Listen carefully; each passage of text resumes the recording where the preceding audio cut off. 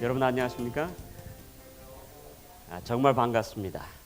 오늘부터 여러분과 함께 이 관계의 복음이라고 하는 주제를 가지고 함께 시리즈로 우리 소그룹 연구를 시작하겠습니다. 오늘 이 관계의 복음에 참여하신 여러분들을 진심으로 환영합니다. 자, 먼저 관계의 복음이 무엇인가 하는 것들을 우리가 잠시 좀 살펴볼 수 있는 시간을 갖도록 할 텐데요. 서론적인 말씀입니다. 관계의 복음은 글자 그대로 관계적인 복음입니다. 관계의 복음은 관계적인 복음입니다. 관계의 복음이 관계적인 복음인 것은 복음이 관계적이기 때문에 그러합니다. 우리가 복음을 관계적으로 이렇게 보게 될 때에 복음은 살아납니다. 복음은 이해가 됩니다. 복음은 우리들의 가슴을 뜨겁게 해줍니다. 자, 오늘 복음을 관계적이라고 하는 차원에서 여러분과 제가 함께 정의를 해보는 그런 시간들을 갖도록 하시겠습니다. 먼저 죄를 복음으로 한번 정의해보면 어떤 정의를 할 수가 있을까요? 죄가 무엇인가 하는 것을 복음 관계적으로 정의를 해보면 어떤 정의를 할 수 있을까요? 예, 아주 맞는 말씀입니다. 관계가 끊어진 것이 죄입니다. 영어로는 broken relationship이라고 그러지 않습니까? 그러면 구원을 또 관계적으로 정의하면 어떤 정의를 할 수가 있겠습니까? 구원은 끊어졌던 관계가 회복되고 이어지는 것이 바로 구원입니다. 여러분, 복음은 이렇게 관계를 떠나서 살 수 없는 여러분과 저와의 삶과 직접적으로 직결되고 상관이 있는 복음입니다. 아주 프랙티컬한 복음입니다. 여러분과 저의 삶에 직결되는 복음이라고 하는 사실을 보게 됩니다. 사랑하는 여러분, 이번에 우리가 관계의 복음을 나누는 그런 과정들을 통해서 여러분과 저가 복음이 여러분과 저의 삶과 현실과 얼마나 직결되어 있다고 하는 사실을 깊이 깨달으면서 복음에 대한 열정과 복음에 대한 애정과 복음에 대한 간절한 열망으로 여러분과 저의 가슴이 불타는 그런 기회가 되시기를 간절히 바랍니다. 그렇게 생각하십니까? 네, 감사합니다. 자, 그러면 이제 오늘 여러분과 저가 과정을 펴셔가지고 두 번째 있는 질문을 함께 나누실 텐데요. 자, 여러분과 제가 함께 관계의 완전한 모델인 하나님의 형상을 오늘 우리가 공부하도록 하겠습니다. 자, 오늘 여러분과 제가 나누는 공부가 조금 딱딱하게 느껴질지 모르겠습니다. 왜냐하면 관계에 대한 신학적인 기초를 놓는 시간이기 때문에 그러합니다. 항상 기초 공사는 좀 딱딱하게 해야 됩니까? 든든하게 하셔야 됩니까? 네, 그러므로 자, 여러분과 제가 오늘 하나님의 형상이라고 하는 모습을 통해서 관계의 모델을 찾아보는 그런 시간을 갖도록 할 텐데요. 자, 이번에서 던져진 질문처럼 여러분과 저의 삶에서 가장 얽히고 설키고 고통스럽고 복잡한 관계를 무슨 관계라고 그럽니까? 네, 삼각관계라고 그러죠. 삼각관계라고 그러는데 재밌는 사실은 말입니다. 영어로 이 삼각관계를 똑같이 triangling relationship이라고 합니다. triangling relationship이다. 삼각관계입니다. 복잡한 관계. 자, 여러분과 저의 삶 속에 이렇게 가장 복잡한 삼각관계들이 몇 가지들이 있는데 우리가 좀 한번 살펴보도록 하십시다. 자, 여러분이 화면에 보시면 제일 먼저 화면에 나타난 모습은 어떤 삼각관계 같습니까? 예? 어떤 삼각관계 같습니까? 예, 시어머니하고 그 다음에 또요 남편하고 그 다음에 시어머니하고 아들하고 그 다음에 그렇죠? 그 다음에 며느리 사이에서 벌어지는 무슨 갈등이라고 그래요? 고부간의 갈등. 참으로 한 많고 예, 그 다음에 역사가 깊고 뿌리가 깊은 이 동양인들의 한국인들의 이 고부 관계인데 오늘 화면에도 보는 것처럼 이 고부 관계는 꼭 동양인들에게만 적용되는 것이 아니다라고 하는 것들을 우리가 여기서 봅니다. 자, 고부 관계가 왜 생길까요? 잠시 좀 살펴보십시다. 고부 간의 갈등은 자, 남편이 없던지 또 남편과 정서적인 관계를 갖지 못한 어머니가 그 필요한 정서적인 교감을 누구와 더불어 갖기 위해서 다가섭니까? 아들과 더불어. 대개 고부간의 갈등 속에서 고생하는 아들은 첫째 아들입니까? 둘째 아들입니까? 대개 외아들인 경우가 더 많고 예, 외아들인 경우가 더 많고 또 아들이 여럿 있을 경우에는 대개 첫째 아들이 고부간의 갈등에 예, 아주 주인공이 되는 경우들이 많이 있는데 재미있는 사실은 아들들도 이렇게 소위 이런 고부간의 갈등 속에 있는 아들들을 죄송합니다만 마마보이라고 하지 않습니까? 제가 마마보이의 아주 극심한 케이스를 한번 본 적이 있는데, 그분은 나이가 50이 훨씬 넘으신 분인데 와이프하고 싸우고 난 다음에는 울면서 어머니 아파트로 가는 모습을 봤습니다. 그런데 이렇게 고부간의 갈등 속에서 고통하는 아들들은 대개 결혼의 관계가 건강하게 이루어질 수 없는 이유 가운데 하나는 누구와 누구를 비교하는 겁니까? 자기 어머니와 와이프를 비교하는 겁니다.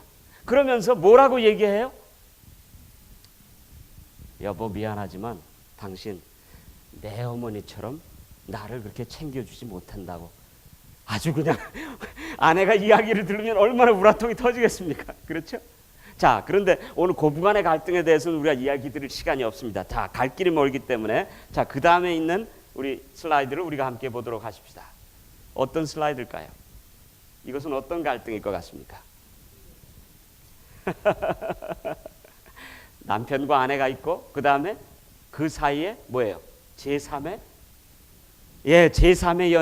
제3의 연인이 끼어든 그런 관계일 것입니다. 이 관계도 얼마나 참으로 마음 아픈 관계입니까? 당한 사람들은 제가 상담을 해보니까 이렇게 연인의 관계에서 삼각관계에 정말 고통하는 사람들은 분통이 터지고 혼이 빠지며 뼈를 바짝 마르게 하는 삼각관계입니다. 이런 위기를 우리는 하나님 안에서 슬기롭게 지혜롭게 이겨나가야 될 것입니다. 그 다음에 세 번째 나타난 모습은 어떤 모습입니까? 따돌림을 당하는 아이와 그 다음에 뭐예요? 편애하는 부모와 또 애정을 받는 아이 사이에서 일어나는 삼각관계입니다. 이것도 참 골치 아픈 삼각관계죠. 여러분 성경에서 이렇게 편애 현상으로 고통하는 가정들의 예를 한번 들어보시겠습니까? 가장 대표적인 편애 현상으로 어머니와 아버지가 갈라선 두 아들을 놓고 뭐예요? 뭡니까? 이삭과 그 다음에 리브가 사이에서 누구와 누구와의 관계에서요? 이삭과 리브가가 야곱과 에서를 사이에 두고선 서로 편애하는 모습들을 보지 않습니까? 그런데 놀라운 사실은 이삭과 리브가 사이에서 시작된 편애 현상이 이제 누구에게로 내려갑니까? 그 아들인 야곱이 또 12아들들 가운데서 또 누구를 편애합니까? 요셉을 편애합니다. 이렇게 역기능적인 패턴은 자손 만대를 두고, 재미있는 사실은 성경에 나쁜 패턴이 몇 년을 두고 계속된다고 그랬어요? 3대를 두고. 근데 심리학적으로 놀라운 사실은 사람이 그 정신착란증이 스키조프레닉이라고 그러지 않습니까? 정신착란증 증상이 생기기 위해서는 적어도 3대 정도의 역기능적인 패턴이 3대를 두고 흘러가면 스키조프레닉이 된다는 겁니다. 정신착란증이 생긴다는 겁니다. 그런데 재미있는 것은 이 야곱의 가정도 3대입니다. 보십시오. 야곱이 요셉을 편애하지 않습니까? 또 이삭이 또 그놈 누굽니까? 에서를 편애하지 않습니까? 그런데 그 위로 올라가서 그 조부인 아브라함은 또 누구를 편애합니까? 하갈에서 난 이스마엘을 배척하고 그 다음에 이삭만을 편애하는, 그래서 3대 동안 이 편애의 현상이 계속되는 모습들을 우리가 여기 보면서 어쩌면 이런 편애적인 차원에서 중동 분쟁을 본다면 중동 분쟁이 이렇게 시끄럽고 어려운 이유 가운데 근본적인 그 뿌리에는 무슨 현상이 있다는 겁니까? 편애 현상이 있는 것이 아닐까라고 하는 그런 생각들을 우리가 또 하게 됩니다. 그래서 사실 이 편애 현상에 대한 말씀을 드리려고 해도 우리가 시간이 많이 요하지만은 재미있는 사실은 말입니다. 자식들을 키워보시면 우리가 다 알지만은 편애 안 하는 것이 생각보다 쉽지 않습니다. 왜냐하면 부모님들에게 더 고임을 받고 사랑을 받을 만한 짓거리들을 하는 아이들이 있어요, 없어요? 또 미운 짓만 골라서 하는 아이들이 또 있습니까? 예, 그런 아이들이 있습니다. 그러므로 이 편애는 하지 말아야지 결심한다고 해서 안 하는 것들이 아니더라고요. 이것이 3대를 두고 몇 대를 두고 계속해서 편애 현상이 내려올 경우에는 이것이 벌써 편애라고 하는 인이 우리의 유전인자에 박혀 있는 경우들이 있을 수도 있다라고 하는 사실들을 오늘 우리가 여기에서 보게 됩니다. 자, 사랑하는 여러분, 여러분과 저의 문제가 편애의 문제이든 고부간의 갈등이든 그것이 남편이나 아내의 외도하는 그러한 문제이든지 간에 어떤 문제를 가졌든지 간에 살아가신 여러분, 우리가 하나님 안에서 필요한 것들이 있다면 우리가 하나님의 형상의 모습 속에서 여러분과 저가 오늘 여러분과 저의 얽히고 설킨 관계의 문제들을 풀 수 있는 희망을 찾자고 하는 것입니다. 그것이 3번째에 있는 질문이 되겠습니다. 사랑하는 여러분, 희망은 여기에 있습니다. 인간 관계에서 가장 골치 아픈 삼각관계가, 이것을 한번 여러분이 생각해 보시기 바랍니다. 인간 관계에서는 가장 골치 아프고 문제투성이로 가득 쌓여 있는 삼각관계가 하나님 아버지, 아들 하나님, 성령 하나님의 관계에 있어서는 가장 어떤 관계가 됩니까? 가장 완전한 관계가 된다라고 하는 사실들을 오늘 우리가 여기서 보게 되는 것입니다. 그러므로 사랑하는 여러분, 우리는 관계의 문제를 해결하기 위해서 우리는 먼저 누구에게로 가야 할까요? 하나님에게로 가야 할 것입니다. 하나님과의 관계에서 여러분과 저의 삶에 얽힌 관계의 문제들을 풀어나갈 수 있는 그 실마리들을 우리가 하나님과의 관계에서 찾아야 된다라고 하는 사실들을 오늘 우리가 여기서 발견하게 되는 것입니다. 사랑하는 여러분, 여러분과 제가 이렇게 하나님의 형상이라고 하는 곳에서 관계의 문제를 풀 수 있는 하나의 모델을 발견한다고 하는 것은 매우 중요합니다. 특별히 이중 문화권 속에 살고 있는 여러분과 저에게는 더 중요합니다. 여러분, 재밌는 사실은, 참 희한한 사실은 말이죠, 여러분과 제가 이중 문화권, 한국 문화권과 미국 문화권이라고 하는 또 뭐 동양 문화권과 서구 문화, 더 크게는 우리가 아시아 문화, 서구 문화라고 하는 이중 문화권 속에 여러분과 제가 살고 있는데 한번 좀 말씀해 보시기 바랍니다. 한국 문화와 미국 문화 가운데서 문화가 얼마나 다릅니까? 어느 정도로 한국 문화와 미국 문화가 다른 것 같습니까? 예? 재미있는 사실은 말입니다. 한국 사람들은 다른 사람들을 오라고 할 때 뭐라 그럽니까? 이렇게 오라고 그러죠. 오라고. 근데 미국 사람들은 뭐라고 그래요? 근데 잘하면 이렇게 오라고 그러고 또 좀 뭐하면 뭐예요? 이렇게. 그 다음에 빨래를 해도 옛날 청교도들이 빨래들 할 때 말입니다. 한국 사람들은 빨래를 하면 어떻게 합니까? 그 빨래판으로 빨래를 하면 방향을 어떻게 밉니까? 몸에서 밖으로 밀어 제끼는데 청교도들은, 제가 확인은 해보지 않았지만 들은 얘기입니다. 청교도는 어때요? 안으로 한답니다. 이렇게. 예. 예. 이게 참 굉장히 다르다고 하는 사실을 보게 돼요. 또 서구 문화는 지극히 개인주의적이고 한국 문화는 지극히 뭡니까? 집단주의적이지 않습니까? 그런데 놀라운 사실은, 제가 재미있는 사실을 발견하게 되는데, 이 세상이 점점 더 문화적인 차원에서는 개인주의적인 문화로 흘러갑니다. 개인주의적인 문화가 더 일반적인 사람들에게는 더 어필을 합니다. 더 편하니까요. 예, 너 편하고 나 편하고. 그렇죠? 식당에 가서도 음식을 주문해서 식사를 하고 난 다음에 어떻게 합니까? 여러분들은 그렇게 할 수 있습니까? 리시트이 나오면, 영수증이 나오면 계산기를 꺼내가지고선 예? 계산할 수 있습니까? 우리는 그렇게 못합니다. 그렇죠? 그런데 서구 사람들은 개인주의적이다 보니까 그렇게 할 수 있습니다. 그런데 세상은 점점 더 개인주의적으로 흘러가는데, 가만히 제가 한국인들의 가정들을 살펴보니까 남자들과 여자들을 비교할 때에 남자들은 지극히 봉건주의적인 한국적인 문화에 남으려고 그러고, 여성들은 자꾸 뭐예요? 서구화되려고 합니다. 2세들의 관계를 봐도 똑같이 미국에서 태어나가지고 자라난 2세들인데도 남자아이들은 한국식을 고집합니까? 고집합니다. 가만히 보니까 아버지가 사는 게 쿨하거든요. 딱 음만 해도 뭐 그냥 다 꼼짝 못하고 말입니다. 예? 그 다음에 식탁에 앉아서 딱 앉으면 밥이 나오고, 그렇죠? 예. 그러니까 아들들이 자라나면서 오케이, 아빠처럼 살면 편하겠다. That's good. That's cool.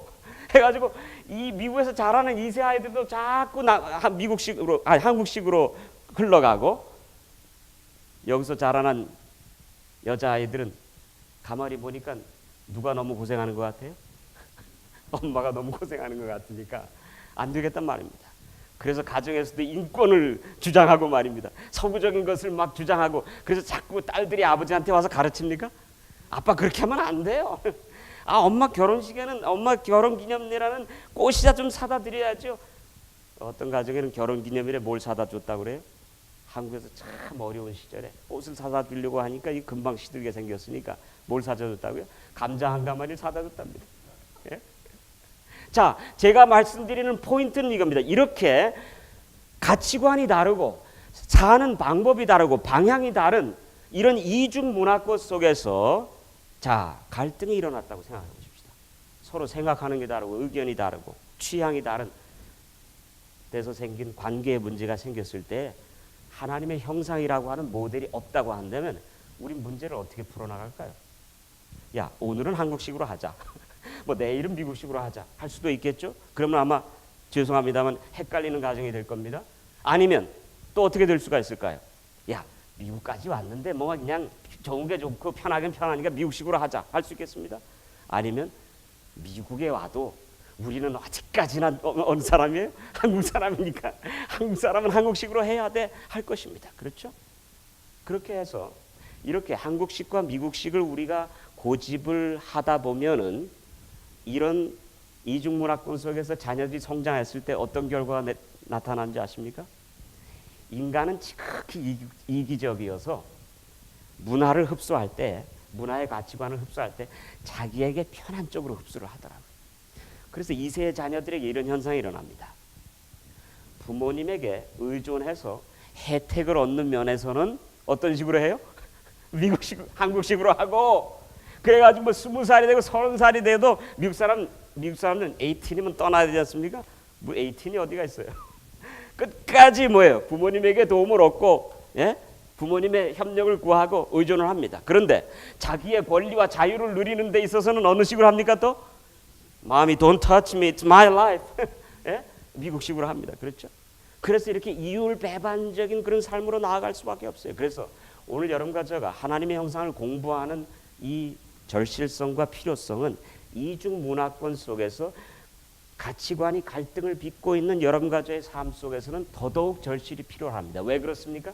사랑하는 여러분, 하나님의 형상은 여러분과 저의 삶의 인생이라고 하는 산수 수학 문제를, 소위 분수라고 한 분수 문제를 풀어줄 수 있는 공통 분모가 된다라고 하는 사실입니다.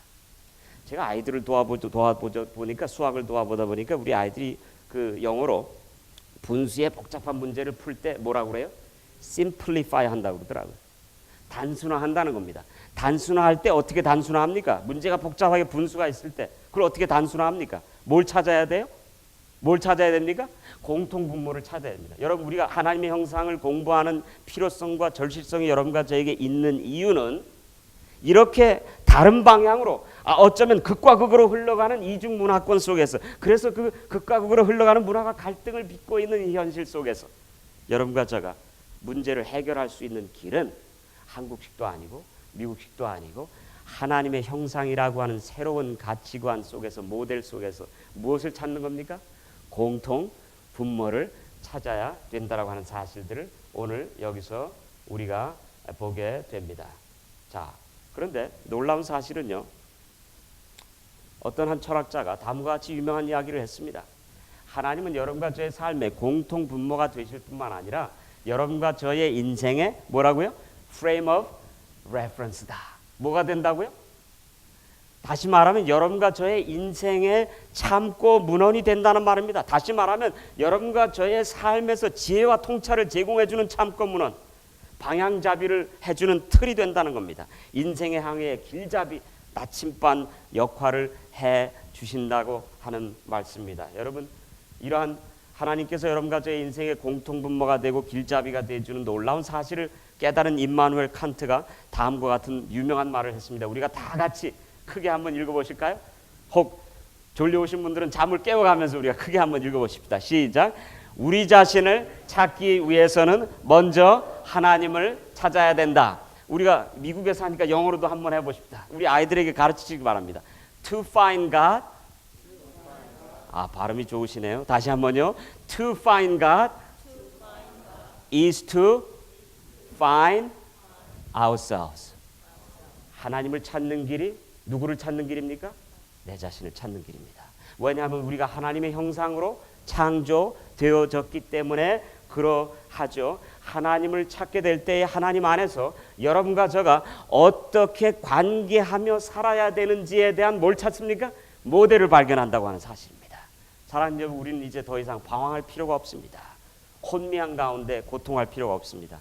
하나님의 형상이 있습니다. 우리에게 주신 하나님의 모델이 있습니다. 우리 이 모델을 찾아가시면 실패함이 없을 것입니다. 또 파스칼이라고 하는 사람은 이 하나님으로 여러분과 제 인생이 시작돼야 된다고 하는 사실을 깨달으면서 다음과 같은 말을 했습니다. 다 같이 한번 크게 또 읽어보실까요? 시작. 인간에게는 누구다 하나님께서만 채워주실 수 있는 하나님 모양의 텅 빈 공간이 있다. God shaped vacuum이 있다. 하나님께서만이 채워주실 수 있는 하나님만의 공간이 있다. 참으로 공감되는 말씀 아닙니까? 그래서 우리는 관계의 복음을 오늘 여러분과 저가 누구로 시작을 하는 겁니까? 하나님으로 시작합니다.